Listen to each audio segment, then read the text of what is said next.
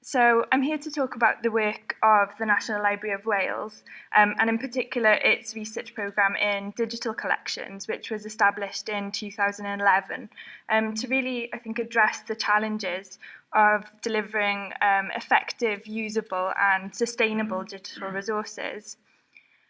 So cultural heritage institutions have built up expertise over the last few years and have taken the lead in development and implementation of digital methods for the capture, analysis and dissemination of archives and special collections, including manuscripts. In recent years, these initiatives have become embedded into digital humanities initiatives, centres and programmes within research libraries, adding value to the existing relationships between libraries and scholarly initiatives. These activities have fostered the development of new projects that bring together the skills and expertise of academics, librarians, and digital humanists, making the library increasingly a digital research infrastructure. And it's within this context that the National Library of Wales' research programme was established. So looking at the aims and objectives of the programme, the National Library of Wales is located on the Mid Wales coast in Aberystwyth, and it's been an enthusiastic adopter of digitisation and network technology since the late 1990s. That's probably partly to do with its sort of slightly inaccessible location on the coast. But it's done this as a means of providing access to the nation's cultural heritage. And so as you can see from the slide, the programme has three main areas of focus. The first being to develop an understanding of how the library's existing digital content is being used. Secondly, identifying ways of making this content and enhancing this content, sort of making it more useful and usable for research, teaching and community engagement. And finally, developing new digital content. Content that addresses specific research needs or education needs in partnership with academics and other key stakeholders. And these aims all contribute to the broader goal of trying to bring the digital humanities to the digital library. So look quickly at what is the digital humanities and what does it mean in this context. Well, it enables digital transformations in the humanities, encouraging new modes of collaboration and communication, asking new research questions, and facilitating new research processes to enhance existing research. Enabling new research in this way adds value to digital collections, meaning that they're more likely to be sustained in the long term. The digital humanities also involves diverse and extended communities of practice that cross traditional, disciplinary and institutional boundaries, both nationally and internationally. Stakeholders include researchers across the arts and humanities and the sciences, information and cultural heritage professionals, technical experts, data scientists. I mean, the list is endless, really. So the digital humanities is therefore very much a collaborative workspace with the aim of bringing content, methods and tools together to create digital resources that are seamless and that are better. This model is exemplified throughout the work of the research programme. Researchers are increasingly demanding more of their content, both in terms of quality, quantity and accessibility. They're also expecting more sophisticated digital tools and methods to allow them to analyse and process content in ways that will enable new and more effective research. I think that virtually unifying content, methods and tools in ways that will allow for resources to be used, reused and repurposed in unforeseen ways is the challenge that faces the cultural heritage sector today. And as I've said, really, our focus as a programme is to develop an understanding of the use, value and the impact of digital collections for research, education and public engagement. So in terms of our activities and what we actually do in practice, most of the programme's work focuses on delivering projects and activities with national and international collaborators, developing new projects and formulating funding applications based on research areas including crowdsourcing, linked data and data mining. The programme also works hard to disseminate the outputs of its research and the expertise gained within the library through national and international networks, and thanks to the work undertaken by the PhD students under its auspices in the form of publications, workshops and activities. And this is just a brief history of the programme.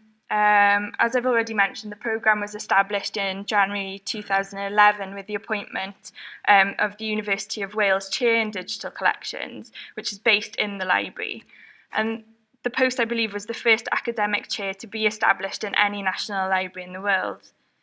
This has been of great benefit to the programme, not only in terms of enabling the library to contribute new research through recruiting PhD students, the first of whom began in October 2011, but also in terms of the collaborative and networking opportunities this affords, thus being able to more easily embed the work that we do as a library into the scholarly research infrastructure.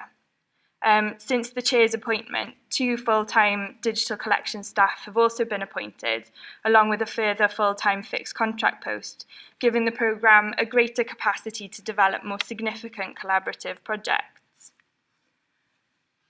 And as I've mentioned, we also have some PhD students under the programme, and I'm one of them. It's a valuable addition to the programme's work in terms of sort of developing new research. Closer partnerships have been formed with various higher education institutions through these collaborative doctoral awards. The library currently has 4 PhD students undertaking in-depth research into key library collections in partnerships with Aberystwyth University, the Open University, and the University of Wales' Centre for Advanced Welsh and Celtic Studies. These projects include the presenting and interpreting of the Cyffin Williams art collection, analysis of the library's vast collection of Welsh traditional music and folk song from a musicology perspective, research into its large wills and probate collection, and research into the early history of the library and its establishment. Although the projects are very different in terms of subject matter, all of them have an emphasis on digital collections and digital humanities research tools and methods. And this PhD programme is sort of an opportunity for the library and the expert staff that the library has to collaborate and be directly involved in new research. It's also an opportunity for experimentation, to put theory into practice in ways that maybe would not be possible otherwise. So I'm now going to move on to briefly discuss some of the specific projects and initiatives that the programme has been or is currently involved in, and the types of tools and methods that we're experimenting with and developing. This is going to be very much a whistle-stop tour of the projects, but I think it does show the range of work that's being undertaken and the opportunities that establishing such a programme has afforded the library in terms of its future development and direction. So the first of these projects that I'm going to talk about is the Cult of Saints in Wales, Medieval Welsh Language Sources and Their Transmission project, which is an AHRC-funded research project in collaboration with the University of Wales. It's a 4-year project, also working in partnership with King's College London to explore medieval Welsh language literature devoted to the veneration of the saints. And its aim really is to raise awareness of the interest and importance of these Welsh sources within Wales and beyond by producing a freely accessible online digital resource for both the general public and for comparative study. The digital resource will take the form of a number of online critical editions of the gathered texts with extensive bilingual notes and full translations into English and modern Welsh where appropriate. The library's involvement in the project is not only to provide digitised images of the original manuscripts, but it will eventually host the online edition of the website also. The website will hold a range of related material, for example, medieval and modern images of the saints, and maps showing dedications and place name patterns and so forth, that are designed to be of interest to a wide range of audiences. The library will also be using the Kiln platform, which is being developed by King's to edit and publish the online editions, as a basis to developing its own transferable tool. This tool will facilitate the creation of online critical editions of library manuscripts for library users, and will support the annotation, searching, and comparison of manuscripts. So this project isn't just about making this specific content accessible for use and reuse, but it's also interested in developing the tool itself. It's a sort of a critical output of the project so that it can be repurposed for use with other library manuscripts as part of its growing digital library. Another project that the library's been working on or collaborating with is a photospectral imaging project with academics from the Yale Computer Science Department to analyse manuscripts using these multispectral imaging techniques. These techniques, so multispectral imaging captures image data at specific frequencies across the electromagnetic spectrum. This can allow for additional or hidden information to be captured that cannot be seen with the naked eye, and is particularly interesting and useful when considering manuscripts that may be faded or that are in poor condition. The Yale team was specifically interested in this manuscript here, the Hen Chaucer manuscript, which is an early manuscript of the Canterbury Tales, written, we think, around about the turn of the 15th century, and it's one of the library's most treasured items. And the Yale team were particularly interested in analysing in detail the colour and the pigment of the text blocks and the illuminations in the manuscript. So to do this, they produced 8 separate captures for each folio from different frequencies of light, ranging from ultraviolet to infrared. Now, if this works, yeah, you should be able to see now the 8 different captures as the arrow moved from across the bottom through the range of frequencies. I don't know if it was clear enough for you to see, but each image provides a slightly different impression of the folio that, when combined to generate a single image, enhances what can be seen.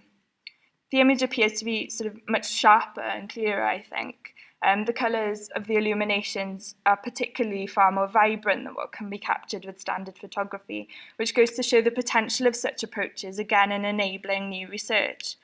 Although the Yale team failed to find much in the way of hidden information in this particular manuscript, it is exciting to think that such techniques could be used when looking for new content or for rescuing lost content or content under threat. So this obviously raises questions as to how we could effectively present outputs such as these to online, and how best to allow researchers to use it in ways that are conducive to the types of research that they'd want to undertake. Yale, one of the Yale projects, the digitally enabled scholarship of medieval manuscripts, uses a tool called Canvas Viewer, which you can see here for image comparison and lightweight annotation. It's designed by Stanford University specifically for the study of manuscripts, and researchers can select and view multiple pages and study high-res images side by side using zooming and panning tools. The tool also supports the ability to view images with annotation, including transcriptions. So the library is looking to learn from what Yale have done with our Hen Chaucer manuscript, using these more advanced and specialist digitisation techniques to help us consider how such methods could initially, I think, be made more accessible to researchers looking to answer specific research questions, but also with a view in the long term to potentially mainstreaming such techniques as part of our standard digitisation programme for manuscripts. So to move on to a completely different project now, this is Cymru1914.org, the library's flagship digital archive of the First World War. The research programme has integrated digital humanities tools, methods and communities in building sustainable resources that have an impact on scholarship. These approaches have also informed the development of new strategic digitisation initiatives that address specific research needs, especially aimed at interoperability and the reuse of collections. And this approach is exemplified in this project. It was launched in 2013 and contains over 200,000 pages of archives and special collections of Wales in a collaborative effort between the library and the special collections and archives of local and university archives and libraries across Wales. The digital archive includes items such as recruitment posters, relevant newspapers, letters, diagrams, photographs, and numerous collections relating to the war and Wales.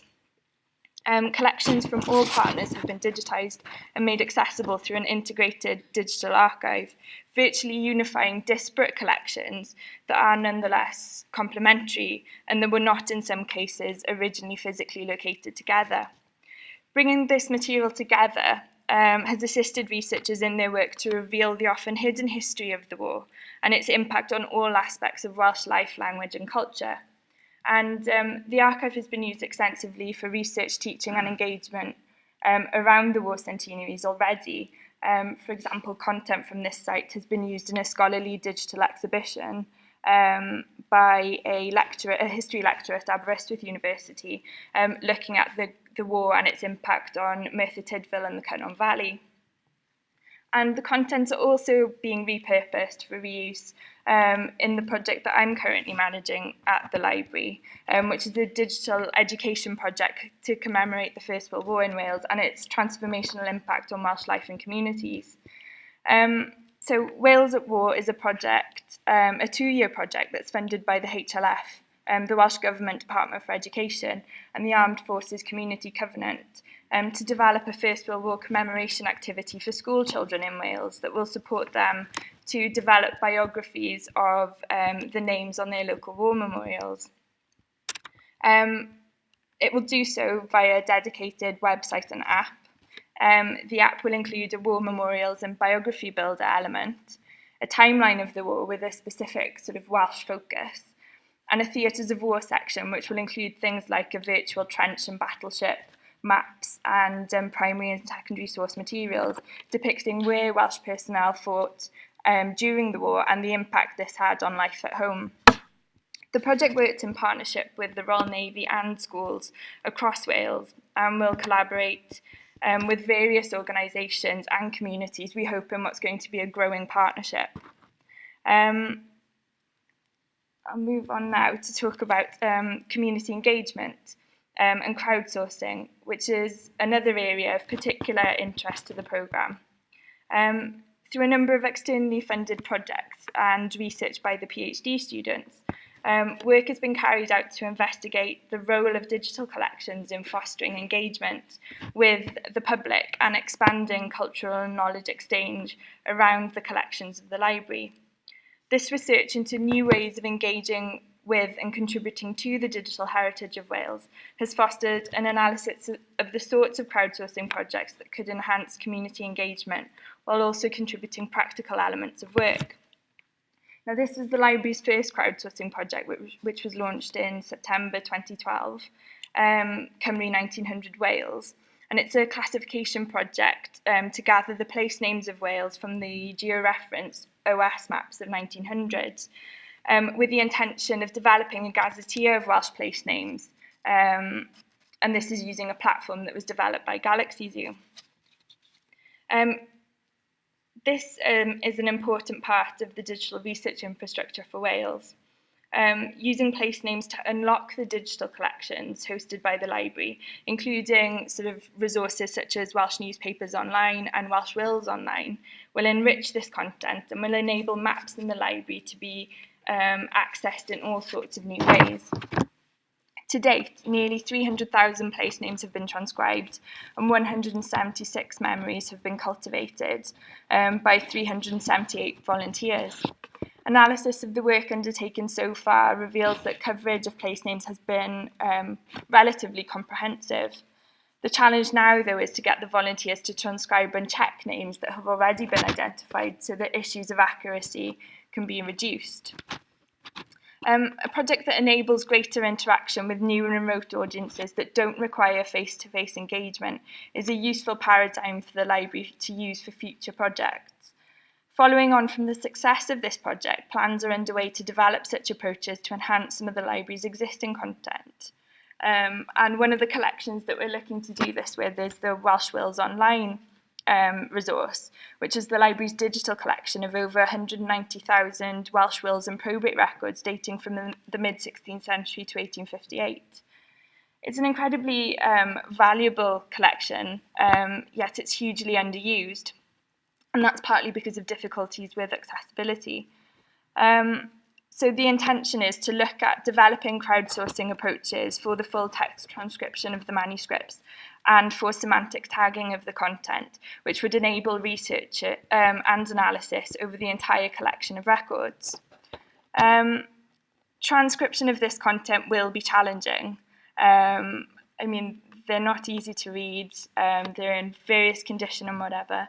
But there is much to be gained in pursuing crowdsourcing as an approach, as long as I think expectations about what can be achieved remain realistic and practical. It's not an easy solution for the rapid generation of high quality transcriptions, but it is an opportunity for the library to enrich the services it offers and to engage better with its distributed user communities.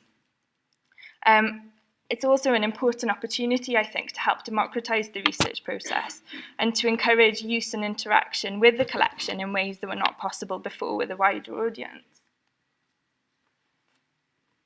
And I think the desire to build on these new collaborations and partnerships beyond the library's traditional audiences is exemplified in this project, which is called The Snows of Yesteryear.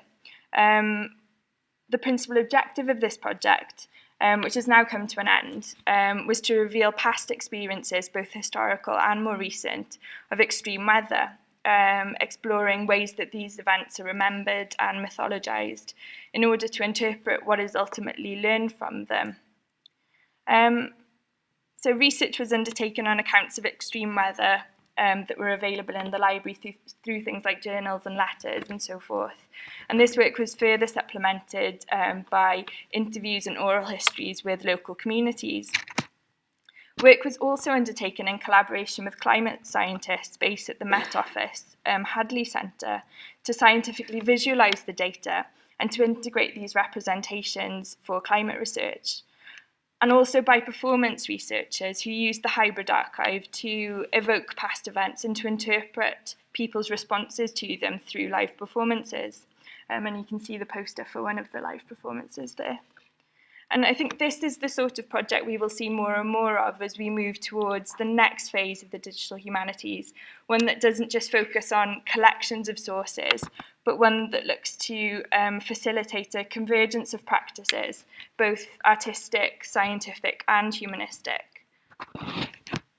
So I've looked at some of the projects the programme is involved in, that focus on content that is specific to the library and that look on a practical level to develop tools and methods such as crowdsourcing and the photospectral imaging that can be used in similar contexts for other library collections. But the programme's also looking to embed this work within a wider European digital humanities context. The library is a partner in Europeana Cloud, for example, to establish a cloud-based system for using Europeana and its aggregated content at the API level through a new platform called Europeana Research. The library is also represented in NEDIMA, the Network for Digital Methods in the Arts and Humanities, which is the ESF research networking programme tasked to build a formal ontology of the digital humanities by examining the practice of and providing evidence for advanced digital methods in the arts and humanities. And through NEDIBA, it also works in close collaboration with DARIA, the digital research infrastructure for the arts and humanities, whose core strategy is to enhance and support digitally enabled research across the arts and humanities spectrum. Now, the library's presence in these various European initiatives provides excellent networking opportunities beyond the UK and contribute to our ability as a library to leverage European funding. It's also an opportunity for us to raise the profile of the library globally, increasing awareness of our collections and reinforcing our position as the focus for digital humanities in Wales. And just to quickly conclude, I hope that I've demonstrated how digital scholarship can add value to digital content. And I hope I've shown the need to better understand use of this content to inform the development of a more coherent digital agenda. Moving forward, I think we need to move beyond the classic sort of project-based approach to embed the outputs of the research programme more firmly into the National Library of Wales's plans for a digital library for Wales. I hope I've shown that cultural heritage organisations such as the library are frequently spaces in which research and development in the digital humanities can be nurtured and encouraged, and where collaboration with colleagues within and beyond the humanities and the academy can take place. Projects such as Cymru 1914 have shown the value in building better connections. This has enabled the development of digital resources that allow for data to be used and reused, that encourages meaningful engagement with different user communities, and that permit digital outputs to be repurposed for new and unforeseen purposes. Thank you.